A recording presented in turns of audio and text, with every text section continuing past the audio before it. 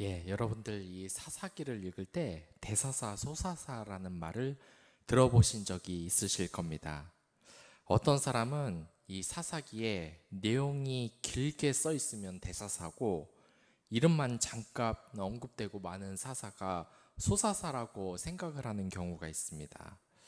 그러나 그거는 맞지 않습니다.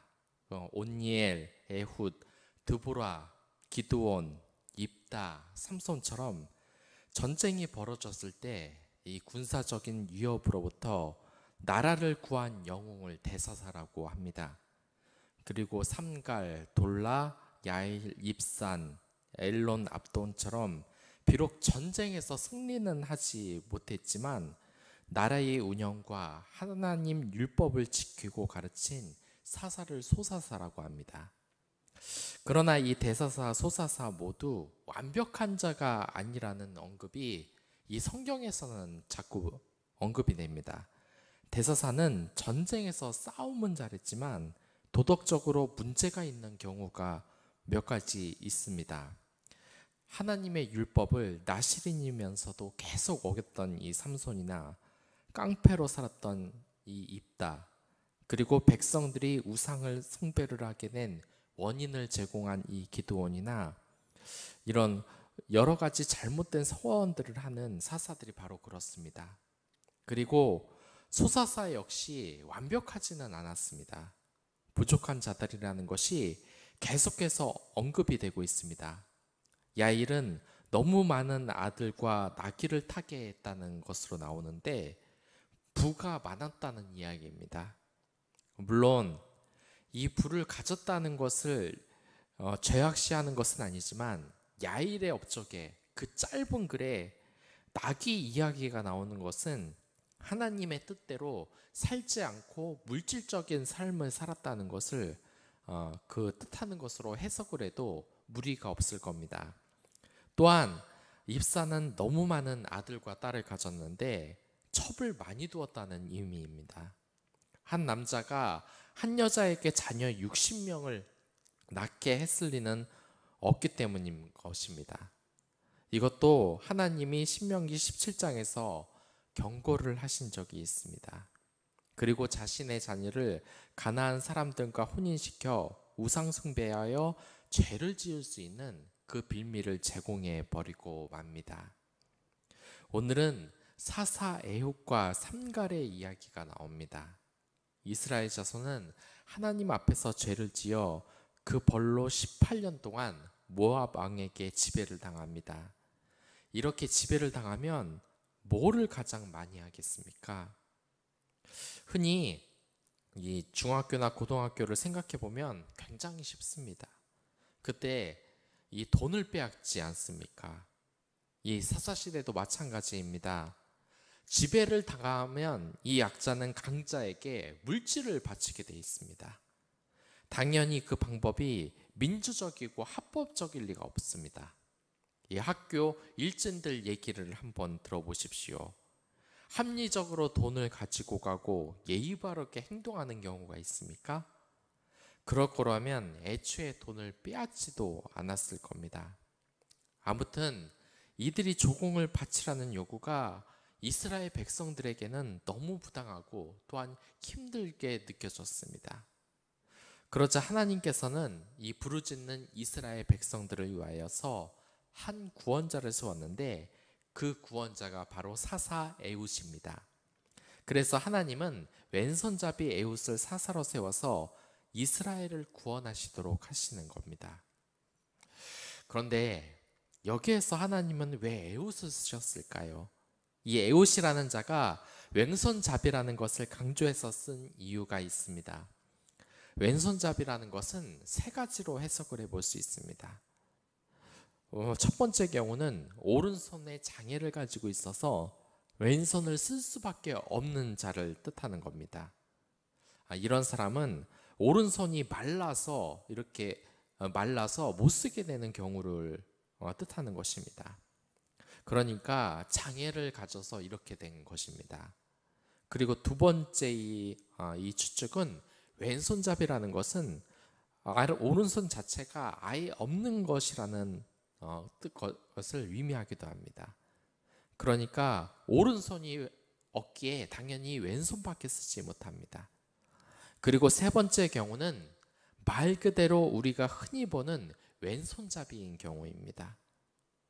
그러나 세 번째 경우라고 하더라도 좋은 뜻으로 쓰인 것은 결코 아닙니다. 영어에서 보면 이 오른쪽을 뭐라고 합니까? right라고 쓰죠. right는 옳다라는 뜻을 가지고 있습니다. 왜 영어권 국가에서 이런 표현을 쓰겠습니까? 이 성경에서 왼쪽은 부정한 곳, 오른쪽은 옳은 곳으로 언급이 되기 때문입니다. 성경에서는 그리심산과 에발산에 대한 이야기도 나옵니다. 거기에서 해가 뜨는 방향을 볼 때 그리심산은 이스라엘에게 행운을 뜻하는 오른쪽에 있고, 이와 반대로 에발산은 왼쪽에 위치하고 있습니다. 아무튼 왼손잡이 에웃은 모압 에글론에게 이 조공을 바치기 위해 에웃을 찾아갑니다. 그런데 이 에웃은 날선 칼을 가지고 오른쪽 허벅지에 허벅지 옷 속에 찼습니다. 하지만 들키지를 않습니다. 이게 무엇을 뜻하는 겁니까? 여러분들 이렇게 사람들 검색할 때 이렇게 옆으로 이렇게 사람을 치지 않습니까? 이런 것만 했어도 칼을 차고 있다는 것 금방 들켜서 에웃은 모압 왕에게 갈 수 없었을 겁니다. 하지만 들키지 않았다는 것은 평소에 신뢰관계가 쌓여 있었고, 또한 이 에웃이 왼손잡이에다가 무시를 받는 사람이었기 때문에 그들이 조사를 안 한 것으로 생각이 되어집니다. 그러니까 그런 살인 같은 일, 암살이라는 일을 저지를 것으로 생각조차 못한 것입니다.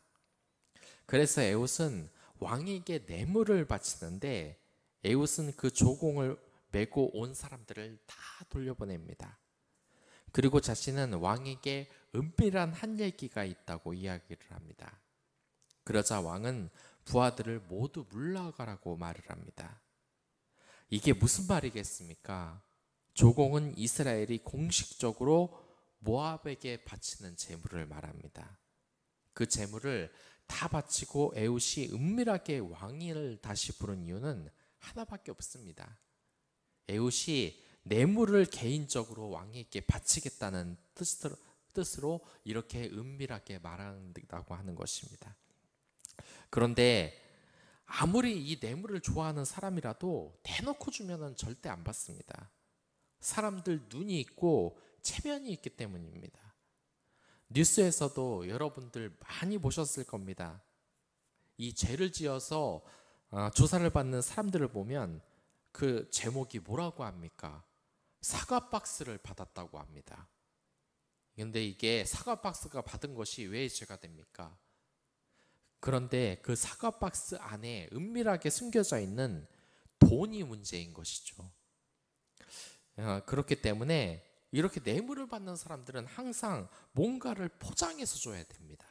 그냥 대놓고 주면은 이게 체면에도 맞지 않고 은밀하지가 않아서 받을 수가 없는 것입니다. 영화에서도 뇌물을 줄 때 빵을 쪼개니까 그 안에 돈이 들어있고 이렇게 주지, 대놓고 돈을 이렇게 딱 주지는 않습니다. 그거 받으면 어떻습니까? 내가 나쁜 놈인 거 온 세상에 광고하는 것 같지 않습니까? 지금 모압 왕이 따로 다락방에 이렇게 부른 것은 에웃에게 뇌물을 받기 위해서입니다.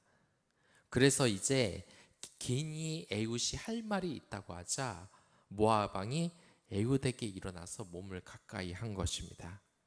그러자 이 에웃은 모압 왕을 칼로 찍어 죽입니다. 그런데 이 칼을 썼는데 이 칼에 기름기가 칼에 엉겨 붙어 있다고 말이 되어 있습니다. 이것은 모압 왕이 평소에 얼마나 살이 찌고 탐욕스러운 인간인지를 보여주는 것입니다. 특히 원어로 보면 기름기가 이 칼을 먹어버렸다는 뜻으로 되어 있는데, 하도 탐욕이 많아서 먹어서는 안 될 칼도 먹어버릴 정도로 탐욕이 가득한 왕이었다는 뜻으로 볼 수 있습니다. 그리고 에웃은 이 모압 왕을 암살하고 아주 조용히 나갔습니다. 그러나 모압 왕의 부하들은 전혀 의심을 안 했습니다. 그저 다랫방에 있는 화장실에서 일을 본다고 생각하여 에웃을 그냥 보내고 한참을 기다렸던 것입니다.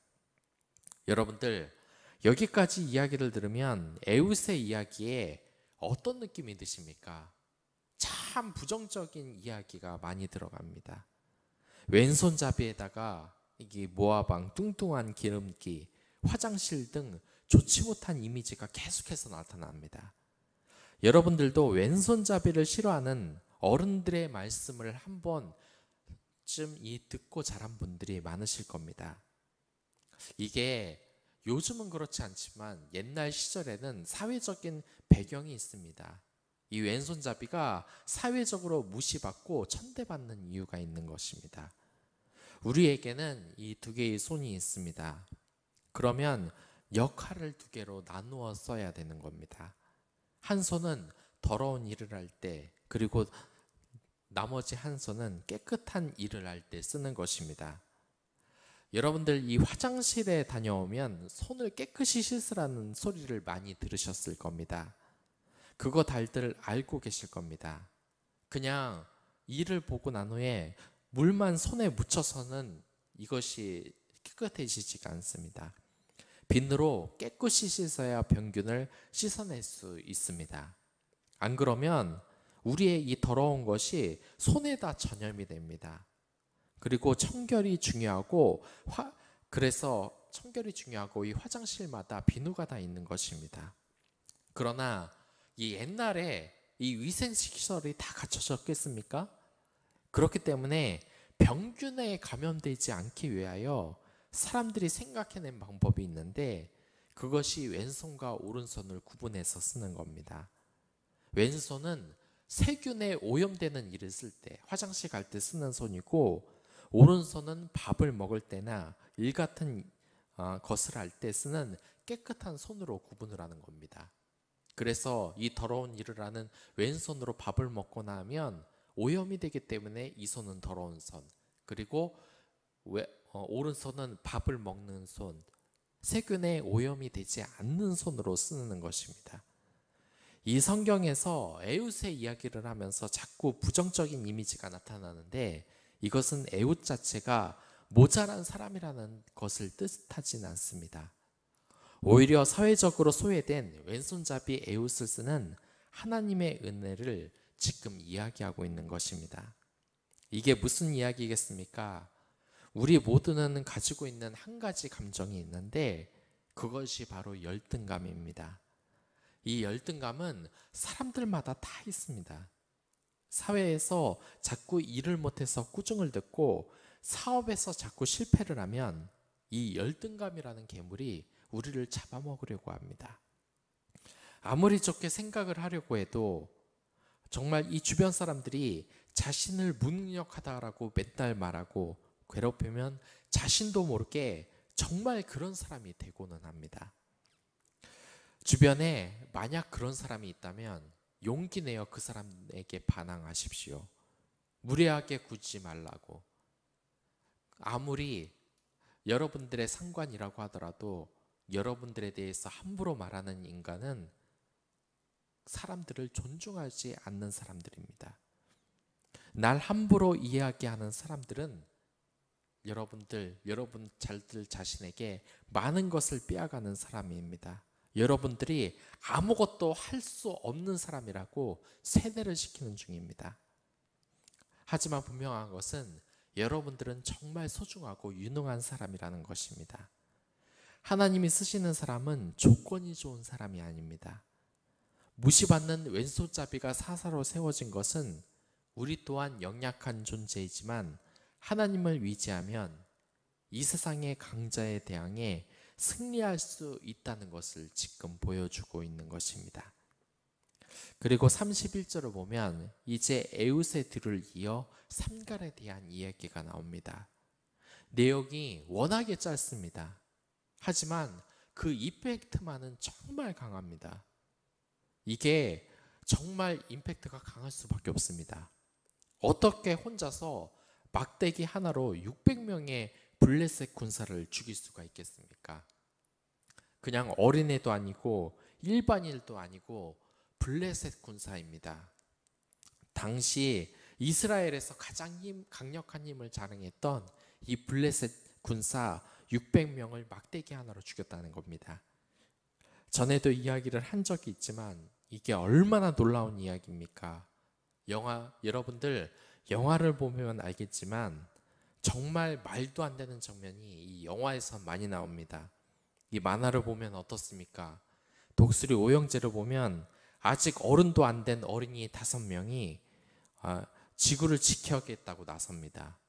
그래서 이 지구를 침복하려는 이 어른들이 이 어린애 5명을 막으려고 하는데 어디 막습니까? 이 어른들은 총도 가지고 있고 아직 어린이인 독수리 오형제 중 단 하나도 죽이지 못합니다. 이 죽이기는커녕 상처도 못 내고 맨날 두들겨 맞습니다. 이게 상식적으로 이해가 되는 일입니까? 옛날 무협 영화를 보면 무ರಿಂ고스가 부채 하나 들고 나타납니다. 그리고 적은 수백 명으로 칼을 들고 활을 쏘면서 이 무린고스를 죽이려고 합니다. 그런데 이 무린고스가 죽습니까?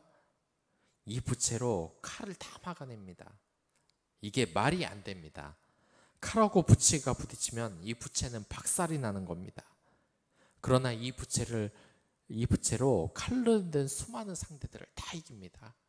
이게 얼마나 여유가 있냐면 싸우는 도중에 부채를 펴서 막 붙이기도 합니다. 이렇게 말이 안 되는 것 우리가 모두 압니다. 그런데 사사삼갈이 막대기로 600명을 죽였습니다. 이런 말도 안 되는 일이 하나님 앞에서는 가능하다는 겁니다. 상식적으로 말이 안 되는 일입니다.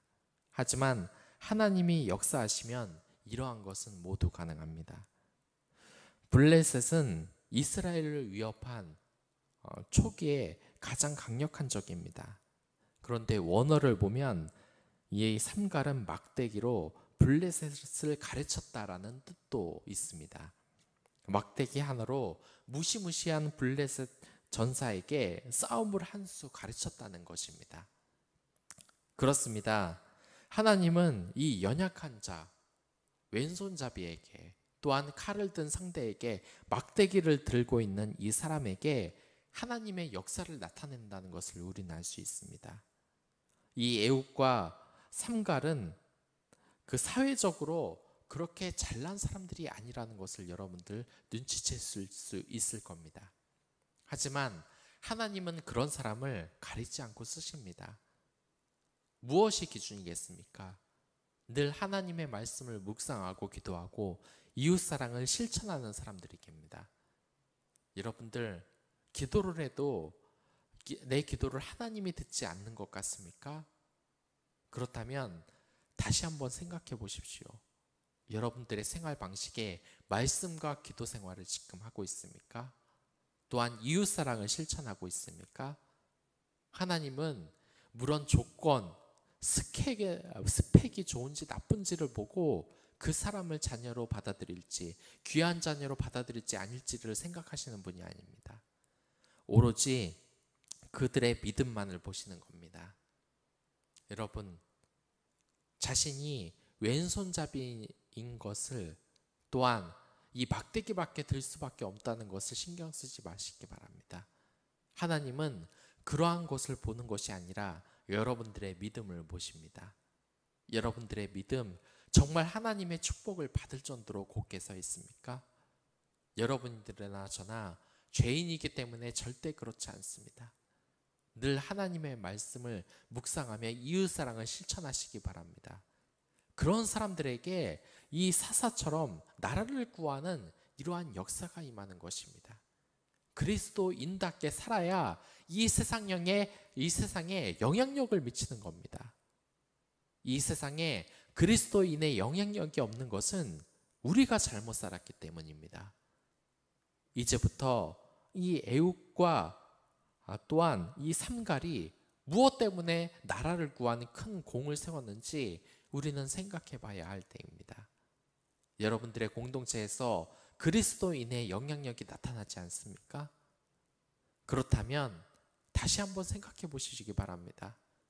여러분들이 공부를 못해서 신체적으로 열악해서 머리가 좋지 않아서 영향력이 없는 것이 아닙니다.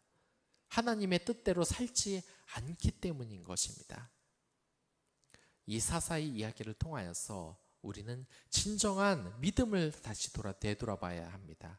그리스도인으로서 늘 맨날 나와서 시위하는 것보다, 물론 그 시위하는 분 제가 비하하는 것은 아닙니다. 그것보다 더 중요한 것은 사랑을 실천하는 것이라는 겁니다. 그럴 때 세상 사람들은 우리를 주목합니다. 우리가 세상을 바꿀 힘이 있다는 것을 알게 됩니다. 사랑, 그 사랑으로 공동체를 변화시키길 바랍니다. 그 사랑으로 여러분들의 소중한 사람들에게 복음을 전하기 바라겠습니다. 그럼 다 같이 기도하도록 하겠습니다.